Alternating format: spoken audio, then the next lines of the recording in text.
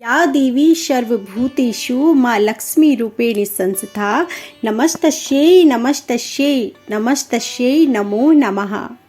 आज रसपान कीजिए गुप्त नवरात्रि के 9वें दिन श्री दुर्गा सप्तशती पाठ में अंतिम अध्याय 12 और 13 का। अध्याय 12 में देवी के चरित्रों के पथ का महात्म्य का वर्णन किया गया है। देवी बोली, हे देवताओं, जो पुरुष इन स्तोत्रों द्वारा एकाग्रचित होकर मेरी स्तुति करेगा उसके संपूर्ण कष्टों को मैं निसंदेह हर लूंगी। मधु कैटभ के नाश, महिषासुर के वध तथा शुंभ निशुंभ के वध की जो मनुष्य कथा कहेंगे, मेरे महात्म्य को अष्टमी, चतुर्दशी व नवमी के दिन एकाग्रचित से भक्ति पूर्वक सुनेंगे, उनको कभी कोई पाप न रहेगा। वह पाप से उत्पन्न हुई विपत्ति से भी उन्हें नहीं सताया जाएगा। उनके घर में दरिद्रता नहीं होगी और ना ही उनको प्रियजनों का विच्छेद ही होगा। उनको किसी प्रकार का भय न होगा।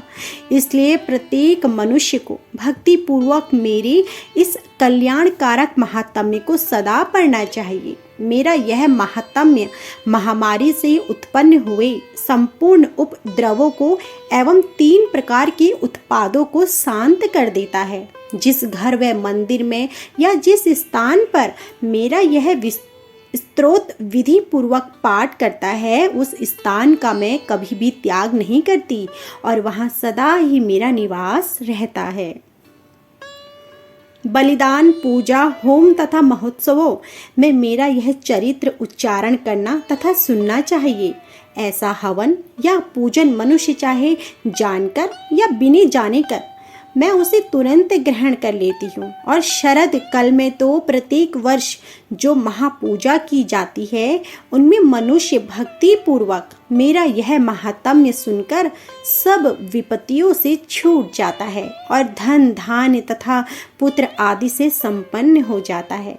और मेरे इस महात्म्य व कथाओं आदि को सुनकर मनुष्य युद्ध में निर्भय हो जाता है और महात्म्य के शरण करने वालों के शत्रु नष्ट हो जाते हैं तथा कल्याण की प्राप्ति होती है और उनका कुल आनंदित हो जाता है। सब कष्ट शांत हो जाते हैं तथा भयंकर स्वप्न दिखाई देना तथा घरेलू दुख इत्यादि सब मिट जाते हैं।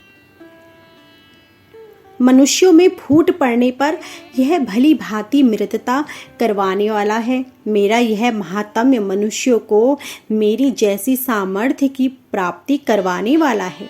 पशु, पुष्प, अधर्य, धूप, गंध, दीपक इत्यादि सामग्रियों द्वारा पूजन करने से, ब्राह्मण को भोजन करा के हवन करने से, प्रतिदिन अभिषेक करके, नाना प्रकार के भोगों को अर्पण करके और प्रत्येक वर्ष दान इत्यादि करके जो मेरी आराधना की जाती है और उससे मैं जैसे प्रसन्न हो जाती हूँ, वैसे ही प्रसन्न मैं इस चरित्र के सुनने से होती हूँ। यह महात्म्य सुनने से हर पापों को मैं हर लेती हूँ तथा आरोग्य प्रदान करती हूँ। मेरे प्रादुर्भाव का कीर्तन दुष्ट प्राणियों से रक्षा करने वाला है। युद्ध का भय नहीं रहता है। हे देवताओं, तुमने जो स्तुति की है अथवा ब्रह्मा जी ने जो मेरी स्तुति की है, वह मनुष्य की कल्याणमयी बुद्धि प्रदान करने वाली है।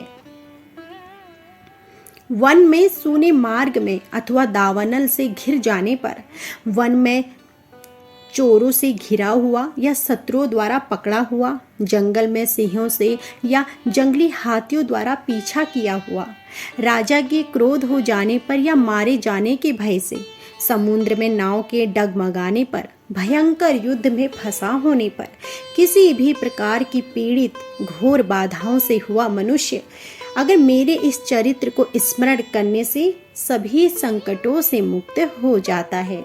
मेरे प्रभाव से सिंह, चोर या शत्रु इत्यादि दूर भाग जाते हैं और पास नहीं आते। महर्षि ने कहा, प्रचंड पराक्रमी वाली भगवती चंडिका यों कहने के पश्चात सब देवताओं के देखते ही देखते अंतर्ध्यान हो गई और संपूर्ण देवता अपने शत्रुओं के मारे जाने पर पहले की तरह यज्ञ भाग का उपभोग करने लगे और उनको अपने आदिकर फिर से प्राप्त हो गए तथा युद्ध में देवताओं के शत्रुओं शुंभ व निशुंभ के देवी के हाथों मारे जाने पर बाकी बचे हुए राक्षस पाताल को चले गए। हे राजन, इस प्रकार भगवती अंबिका नित्य होते हुए भी बार बार प्रकट होकर इस जगत का पालन करती हैं। हे राजन, भगवती ही महाप्रलय के समय महामारी का रूप धारण करती हैं और वही संपूर्ण ब्रह्मांड में व्याप्त है।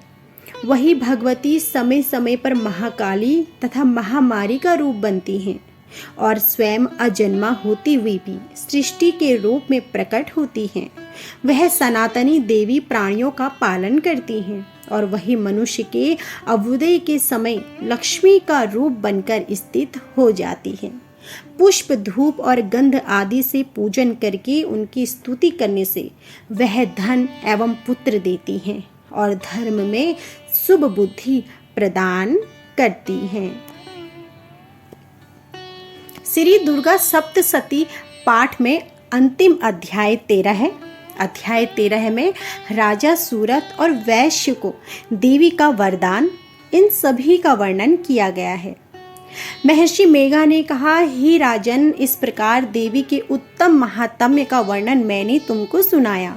जगत को धारण करने वाली इस देवी का ऐसा ही प्रभाव है। वही देवी ज्ञान के देने वाली हैं और भगवान विष्णु की इस माया के प्रभाव से तुम और यह वैश्य तथा अन्य विवेकी जन मोहित होते हैं और भविष्य में मोहित होंगे। हे राजन, तुम इसी परमेश्वरी की शरण में जाओ। यही भगवती आराधना करने पर मनुष्य को भोग, स्वर्ण तथा मोक्ष प्रदान करती हैं। मार्कंडेय जी ने कहा, महर्षि मेघा की यह बात सुनकर राजा सूरत ने उन उग्र व्रत वाले ऋषि को प्रणाम किया और राज्य के छिन जाने के कारण उनके मन में अत्यंत ग्लानि हुई और वह राजा तथा वैश्य तपस्या के लिए वन को चले गए और नदी के तट पर आसन लगाकर भगवती के दर्शन के लिए तपस्या करने लगे। दोनों ने नदी के तट पर देवी की मूर्ति बनाई और पुष्प, धूप, गंध, दीप तथा हवन द्वारा उनका पूजन करने लगे। पहले उन्होंने आहार को काम कर दिया, फिर बिल्कुल निराहार रहकर भगवती में मन लगाकर एकाग्रता पूर्वक उनकी आराधना करने लगे। वह दोनों अपने शरीर के रक्त से देवी को बलि देते हुए 3 वर्ष तक लगातार भगवती की आराधना करते रहे और 3 वर्ष के पश्चात जगत का पालन करने वाली चंडिका ने उनको प्रत्यक्ष दर्शन देकर कहा। देवी बोली, हे राजन तथा अपने कुल को प्रसन्न करने वाले वैश्य, तुम जिस वर की इच्छा रखते हो मुझसे मांगो, वह वर मैं तुमको दूंगी, क्योंकि मैं तुम पर अत्यंत प्रसन्न हूँ।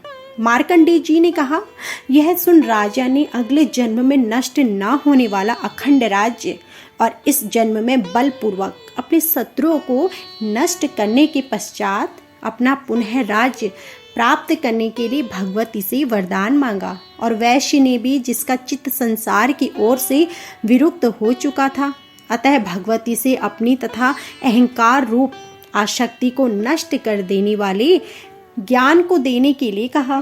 तो देवी ने कहा, हे राजन, तुम शीघ्र ही अपने शत्रुओं को मारकर पुनः अपना राज्य प्राप्त कर लोगे। तुम्हारा राज्य स्थिर रहने वाला होगा।